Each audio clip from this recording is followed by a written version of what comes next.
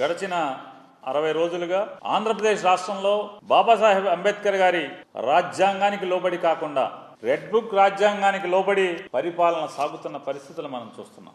రాష్ట్రంలో చంద్రబాబు నాయుడు గారు, పవన్ కళ్యాణ్ గారు, అలాగే మోడీ గారు ముగ్గురు నాయకత్వంలో ఏర్పాటైనటువంటి ఈ కూటమి ప్రభుత్వం శాంతి భద్రతలను కాపాడేటువంటి పోలీసు విధి నిర్వహణలకి కొత్త పోకడలో నడిపిస్తున్న పరిస్థితులను మనం చూస్తున్నాం.